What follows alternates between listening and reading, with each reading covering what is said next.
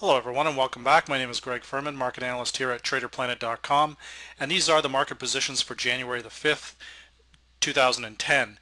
Now, our first trade for tonight, we're going to be looking at the stock market, specifically the Liz Claiborne stock. We've actually been trading this one off and on for the last several months. Buying off anywhere off that $4 range has produced quite well. If everyone remembers, we were buying this again last week off the $5 range. We've now moved up. We've closed at $5.70. For tomorrow, we're going to be looking to get back into long positions on the Liz Claiborne stock. We're going to identify our three levels currently of support. $5.70 is our first level, second level $5.54, and our key level $5.31. We can see here that we have a crossover from vantage point that's taken place just below the $5 mark, which suggests that this stock may have room to extend back up towards this level here, towards the $7.50, $8. Now, on a small cap stock, a $2 move on a stock such as this is a very significant move. You know, we're talking 40% of its value here. So this trade again looks very good. We're going to hold this position. For those of you that are already in the position, are going to hold. New traders coming in, we're going to be again looking to get back into further buy positions. Now, we're going to go into the daily report here, and again, the daily report we primarily use for exit points, not as entry points. However, we're not opposed to using the predicted lows of the day for those entry points, but primarily we're just looking at that in relationship to the 3, the 8, and the 18-day exponential moving average. Now, looking at the daily report, we can see $5.75 is the close. That's the strongest close we've had in some time. We've had consistently higher, a little small dip here on the 31st, but again, 575 is the close. So we have 562 is the low, neural index still up, 607 is the high. So for tomorrow, we're going to go back here. Because we've got this fresh crossover, we're going to look at the 3 and the 8-day exponential moving average from vantage point as our entry points, with 607 will be our target. But again, that's a short-term day trading target. A more medium and longer term should be looking towards the $7 range. So we have 554 is our 8-day predicted moving average. So what we're going to be doing is looking to get into buy positions between the predicted low of the day and the 8-day exponential moving average from vantage point at 554. So in short, anywhere between 562 and 554 will be our entry point. Stops will be below our crossover point. Stops should be down in the $4.80 area just to allow for market volatility. Now, that's our first position. Now, for our second position for tomorrow, we're going to change gears here. We're going to go into the ETF market. Now, looking at the Industrial Spider XLI, this ETF has value for a number of reasons. Now, the ISM manufacturing data today, very strong again, up in the 54 area, I believe it was. We've been running a flat signal for some time here, for probably since the middle of December on this Industrial Spider. Now, I anticipate this moving higher based on a number of factors. The industrial sector is improving. Bernanke is again talking about potentially raising interest rates. All of that directly reflects into somewhat of a strong industrial sector, or potentially a strong industrial sector. So that gives us opportunity here to get into a buy position. For tomorrow, 2809, we've closed here 2832.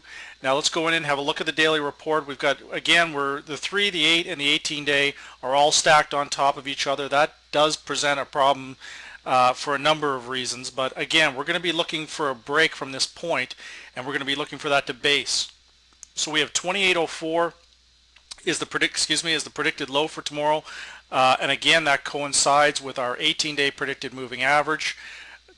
2848 is the high. I anticipate in the next several weeks that that's going to move considerably higher. So we're going to use 2809 as our entry point tomorrow on the Industrial Spider, the XLI. That looks to be a very potentially, this industrial ETF could move considerably higher. I would think, back up over this 2850, potentially towards the $30 mark. Now, when we're looking at things of this nature, it doesn't hurt to go back 6 to 9 months and just have a look at this. So you can see we're at the very top of this range in the short term, like essentially. Now, so what we're going to do, we're going to go back 1 year and see if we can pick up on a potential target here in a longer term. So we're actually running fairly high on this. So buying at this level, some might say maybe a little aggressive, but at the same time, if the interest rates are going to move higher, the industrial sector starts to pick up, then we certainly have some opportunity here. So again, we're going to be looking to buy off that 2809 area. We're going to have our stops below 2750 just to be safe. Now, once again, we're going to switch gears again. We're going to go into the currency markets. Now, looking at the currency markets, we're again going to be looking at the US dollar index, the DXY, the spot US dollar index futures contracts. Now, 77.23, 77.68, 77.67 are our three main support levels. We have this crossover that's taken place from Vantage Point. We've closed at 77.52. We are again going to be using this 18-day predicted moving average to set buy positions on the DXY in anticipation of a move higher towards the 78, 78.50 area. Even though the US dollar index was under some pressure today from higher commodity prices, higher indice prices, the dollar actually held up quite well. We've got a number of ranges that are still in play on US CAD, Euro US, a number of these pairs, so I'm not going to go into that. But sticking with the US dollar index, I think that for now we can see that this area is likely to hold. We are going to see some further volatility, but we still have this crossover from Vantage Point.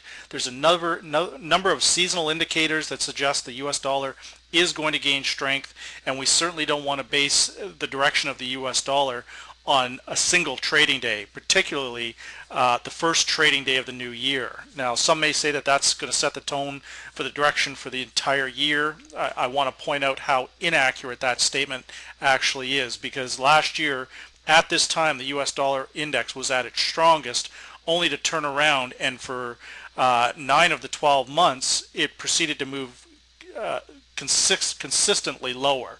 So again, the first trading day of the month really tells us absolutely nothing. So very important to keep that in mind. So with that said, we're going to go in, have a look at our daily report. We're not going to do any Forex pairs today. We're going to stick with the futures contracts until the market settles a bit, and we're going to stick with signals that we have for now. Now we can see we've closed 77.52. We have 77.19 as our low for tomorrow. 77.73 is our high. Neural index is down. Predicted short and medium term differences have turned negative. However, the long term predictive differences are still positive, suggesting in the longer term, 2, 3, 4, 5 days that the US dollar is going to recoup.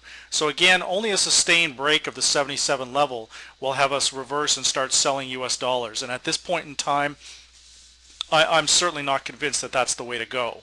So those are our three positions for January the 5th, 2010. And again, my name is Greg Furman, market analyst here at TraderPlanet.com.